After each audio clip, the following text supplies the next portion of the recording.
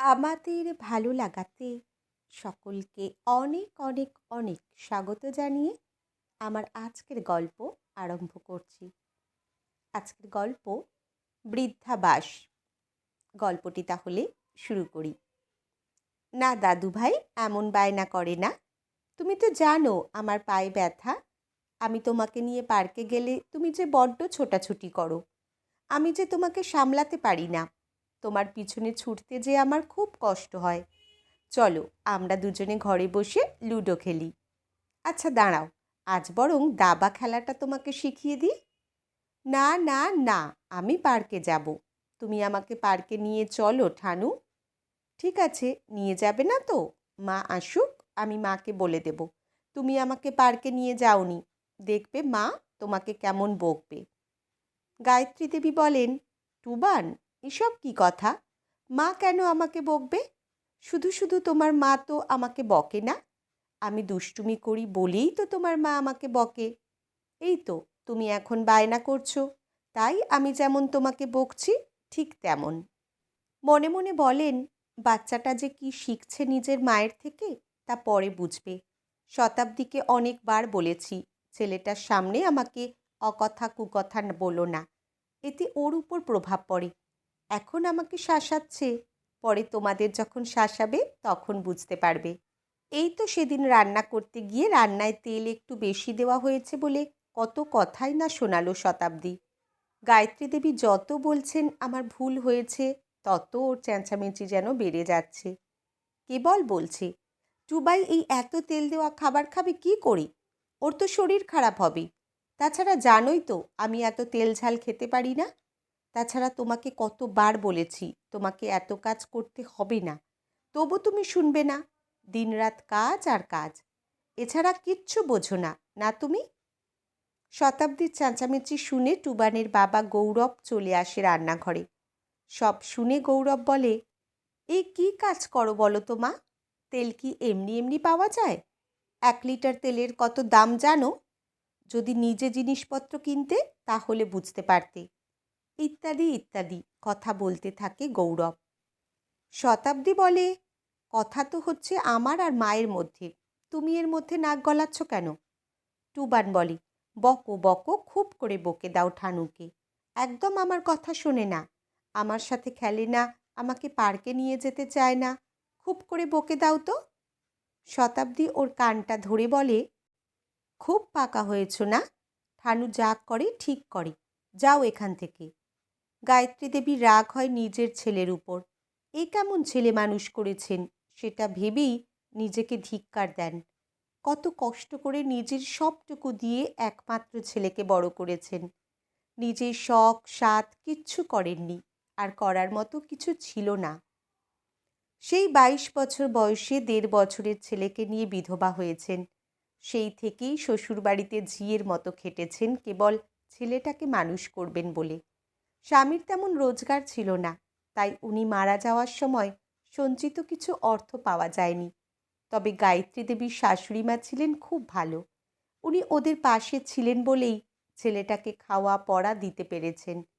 তবে উনি মারা যাওয়ার পর এই বাড়ির ভাগটুকু ছাড়া কিচ্ছু পাননি গায়ত্রী দেবী। তখন উনি বাড়িতে বসে ঠোঙা তৈরি করতেন, পুরনো জামাকাপড় সেলাই করতেন। এত খাটাখাটনি করেও যখন সংসারে অভাব মেটাতে পারছিলেন না, তখন উনি দুটো বাড়িতে রান্নার কাজ ধরেন। এতেও অনেক বাধা আসে। বাধা দেন ওনার দেওররা। ওনারা বলেন, আমাদের বাড়ির বউ হয়ে তুমি তো আমাদের মান সম্মান সব ধুলোয় মিশিয়ে দিচ্ছ গো বৌদি। শেষকালে লোকের বাড়িতে কাজ করতে যাচ্ছ। গায়ত্রী দেবী ওদের মুখের উপর কথা বলতে পারেননি, কারণ ওনারা ওনার থেকে সম্মানে ছোট হলেও বয়সে কিন্তু বড় ছিলেন। তাছাড়া ওইসব বিত্তবানদের সাথে কথায় পেরে উঠবেন কেন? তাই তো চুপ করে কথাগুলো শুনে যান, কোনো প্রতিবাদ না করে। তবে মনে মনে বলেন, এক মুঠো ভাত যারা দিতে পারে না নিজের আপন বৌদি আর ভাইপোকে, তাদের এমন কথা বলা মানায় না। যারা নিজেদের মান সম্মান নিয়ে এতই মত্ত, তারাই একদিন পাশের পাড়ার বিলুকে এক রাতের অন্ধকারে গায়ত্রী দেবীর ঘরে পাঠিয়েছিলেন গায়ত্রী দেবীর ইজ্জত নষ্ট করতে, যাতে নোংরা অপবাদ দিয়ে ওদের দুজনকে এই ভিটে মাটি থেকে তাড়িয়ে দিতে পারে। সেদিন সেই প্রথম গায়ত্রী দেবী রণচণ্ডী মূর্তি ধারণ করে সেই বিলুর মাথার চুল এমনভাবে ধরেছিলেন যে তার অবস্থা সাংঘাতিক হয়ে যায়। বাধ্য হয়ে বিলু সব কথা বলে দেওয়ার পর গায়ত্রী দেবী ওর মাথার চুল থেকে নিজের মুঠো আলগা করেন। ওনার এমন শান্ত মুখটা যে এমন বীভৎস হতে পারে তা ওনারা ভাবতেই পারেননি। এরপর থেকে ওনারা আর ওনাকে ভিটে ছাড়া করার সাহস দেখাননি। এক চিলতে ঘরে ওরা দুজনে, মানে মা আর ছেলে থাকতেন।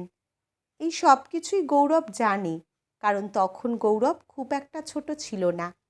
গৌরবের বরং রাগ হতো মায়ের উপর, কারণ মা কেন প্রতিবাদ করে না এই জন্য। ছোট থেকেই মা যেহেতু খুব কষ্ট করে সংসার চালাতো, তাই ওর বায়না কিচ্ছু ছিল না। পড়াশোনাতে বেশ ভালোই ছিল। যখন গৌরবের 24 বছর বয়স, তখন গৌরব পড়াশোনা শেষ করে এবং এই সরকারি ব্যাংকে চাকরিও পেয়ে যায়।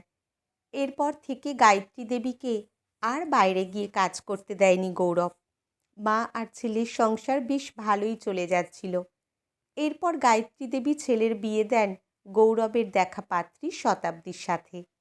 শতাব্দী মেয়েটা বেশ ভালোই, তবে ওর মাঝে মাঝে যখন মাথা গরম হয়ে যায় তখন খুব রেগে যায় এবং নানা কথা শোনায়। কিন্তু যখন ঠিক থাকে তখন শাশুড়ির সাথে অনেক গল্প করে, শাশুড়ির সেবা করে। ওর সব থেকে বড় গুণ হলো একটু রাগের পরেই আবার সঙ্গে সঙ্গে ঠান্ডা হয়ে যায়। তখন শাশুড়ির হাতে পায়ে ধরে ক্ষমা চেয়ে নেয়। এরপর ওদের ছেলে টুবানের জন্ম হয়। খুব ভালোই কাটে ওদের। এই বছরখানেক হলো শতাব্দী চাকরিতে ঢুকেছে, তাই টুবানকে দেখাশোনা করতে হয় গায়ত্রী দেবীকে। তবে শতাব্দীর বাপের বাড়ি যেহেতু কাছেই, তাই শতাব্দী আগে অফিসে যাওয়ার সময় টুবানকে ওর দিদার কাছে রেখে যেত। একদিন গায়ত্রী দেবীই বলেন, বাচ্চা ছেলেটাকে নিয়ে এত টানা হ্যাজড়ার কি আছে, আমি তো পারি ওকে দেখতে। সেই থেকে টুবান ওর ঠানুর কাছে থাকে। টুবান ওনাকে ভালোবাসে। উনিও যে একমাত্র নাতিকে ভালোবাসবেন এটাই স্বাভাবিক। সেদিন রাতে বাথরুমে যাওয়ার সময় গায়ত্রী দেবী শুনতে পান গৌরব বলছে, এটা দেখো তো কেমন, বেশ ভালো না? এই জায়গাটা মায়ের নিশ্চয়ই পছন্দ হবে, কি বলো? শতাব্দীর কথা কানে আসেনি, কারণ ওদের দুজনের কথা আড়াল থেকে শুনতে গায়ত্রী দেবীর রুচিতে বাঁধে, তাই বাকি কথাটুকু শোনার আগ্রহ দেখাননি। কেটে গেছে কয়েকটা মাস। সেই রাতের কথা উনি একদম ভুলে গেছেন। সেদিন শতাব্দী আর গৌরব বেরিয়ে গেছে অফিসে। টুবানের স্কুল ছুটি, তাই বাড়িতে আছে। আর যত রাজ্যের বদমাইশি করছে। গায়ত্রী দেবী ওকে শান্ত করার চেষ্টা করছেন, তবু টুবান জল ফেলে নষ্ট করছে, এটা ভাঙছে ওটা নষ্ট করছে। তাই উনি একটু জোরে ধমক দিয়ে বলেন, জল নষ্ট করতে আছে, আসুক তোর মা, আমি সব বলে দেব। টুবান বলে, ঠিক হবে, তোমাকে বাবা অনেক দূর দিয়ে আসবে। গায়ত্রী দেবীর বুকটা ধপ করে ওঠে। মনে পড়ে যায় সেই রাতে শোনা কথাগুলো। মনে ভাবেন, তাহলে কি ওরা আমাকে বৃদ্ধাশ্রমে পাঠানোর ব্যবস্থা করছে? মনটা খুব খারাপ হয়ে যায়। মনে মনে ঠাকুরের উদ্দেশ্যে বলেন, এই বয়সে এসে সবাই একসাথে থাকার আনন্দটা উপভোগ করতে চাই ঠাকুর, এর মধ্যেই আমাকে ওদের থেকে দূরে করে দিচ্ছ? বলেই ঠাকুরের উদ্দেশ্যে প্রণাম করেন। সেদিন রাতে ছেলে বউ অফিস থেকে চলে আসে। ওদের হাসি হাসি মুখ দেখে গায়ত্রী দেবীর খুব রাগ হয়। মনে ভাবেন, আমাকে দূরে পাঠিয়ে দেবে তাই এত খুশি। রাতে খাওয়া দাওয়া হয়ে যাওয়ার পর শতাব্দী বলে, মা কালকে রেডি হয়ে থেকো, কালকে এক জায়গায় যাব। গায়ত্রী দেবী ওর কথা শুনে প্রায় কেঁদে ফেলার অবস্থা। তবু উনি জানতে চাইতে পারছেন না কোথায় যাওয়া হবে। পরের দিন সকালে ওরা চারজনেই তৈরি হয়ে নেয়। শতাব্দী আর গৌরব আনন্দে আত্মহারা। ওরা বক বক করেই চলেছে আর খুব হাসাহাসি করছে। টুবান তো কথা বলেই, সেও খুব বক বক করছে। ওদের কারোর কথা ওনার কানে ঢুকছে না। গায়ত্রী দেবীর কণ্ঠ রুদ্ধ হয়ে গেছে, কথা বেরোচ্ছে না, কান্নায় গলা বুজে আসছে। অনেক কষ্টে চোখের জল চোখেই আটকে রেখেছেন। বেশ কিছুক্ষণ পরেই ওরা একটা জায়গায় এসে গাড়ি থামায়। ওরা তিনজনে নেমে পড়ে, কিন্তু গায়ত্রী দেবীর পা যেন আটকে গেছে। কিছুতেই নামতে ইচ্ছা করছে না। পরে ওদের ডাকে সাড়া দিয়ে নেমে দেখেন সামনে বিশাল একটা বাড়ির গেট, ভিতরে অনেক বড় বাড়ি। উনি ভাবেন, বাহ, বেশ সুন্দর তো বাড়িগুলো। এই প্রথম বৃদ্ধাশ্রম দেখলেন। এটা যে এত সুন্দর হতে পারে ভাবতেই পারেননি গায়ত্রী দেবী। ধীর পায়ে ওদের সাথে বিরাট গেট পেরিয়ে একটা বিল্ডিংয়ের সামনে আসতেই একজন দারোয়ান এসে ওদের স্যালুট করে লিফটের দরজাটা খুলে দেয়। ওরা এক নিমেষে 3 তলায় উঠে যায়। লিফট থেকে নেমেই সামনের ঘরটার কাছে গিয়ে গৌরব দরজাটা খুলে দিয়ে গায়ত্রী দেবীকে বলেন, মা, তুমি এসো, এটাই তোমার বৃদ্ধাবাস। শতাব্দী ওনার হাত ধরে ভিতরে নিয়ে গিয়ে বলে, কেমন হয়েছে মা, তোমার ভালো লেগেছে? গায়ত্রী দেবী বলেন, এই এত বড় বড় ঘরগুলোতে আমি একা থাকব? তোরা? শতাব্দী বলে, তুমি একা কেন থাকবে? এটা তোমার বাড়ি, কিন্তু আমরাও থাকবো তোমার সাথে। তোমার পছন্দ হয়েছে? বলেই জড়িয়ে ধরে গায়ত্রী দেবীকে। পরে গৌরব খোলসা করে বলে, এতদিন এত বছর ধরে তো ওই 1.5খানা অন্ধকার স্যাঁতস্যাঁতে ঘরে কাটালে। এবার এই খোলামেলা গঙ্গার ধারে গঙ্গার হাওয়া আর গঙ্গার শোভা দেখতে দেখতে বাকি জীবনটুকু কাটিয়ে দাও। ভালো লেগেছে তোমার মা? টুবান বলে, বাবা তো তোমাকে এখানে পাঠিয়ে দেবে বলেছিল। শতাব্দী বলে, চুপ কর বদমাইশ, এখানে আমরা থাকবো, তুই ওই আগের বাড়িতে থাকবি। এতক্ষণ বাদে গায়ত্রী দেবীর মনটা ভালো হয়ে গেল। মুখে হাসি ফুটল। মনে ভাবেন, সত্যি আমি রত্নগর্ভা। যার এমন ছেলে আর বউ আছে তার আর কি চাই? এমন সুন্দর মনের মানুষ পাওয়াটাও ভাগ্যের ব্যাপার।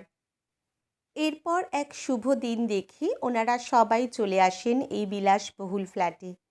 গায়ত্রী দেবীর মনের গভীরে যে ক্ষত ছিল তা নিমেষে উধাও হয়ে যায়। গঙ্গার পবিত্র জলের দিকে তাকিয়ে থাকতে থাকতে মনটাও পবিত্র হয়ে যায়। শেষ জীবনটা যে এত সুন্দর কাটবে সেটা উনি কল্পনাই করতে পারেননি। আজকের গল্প এখানেই সমাপ্ত। কলমে দেবিকা মিত্র, পাঠে জয়তী। ধন্যবাদ।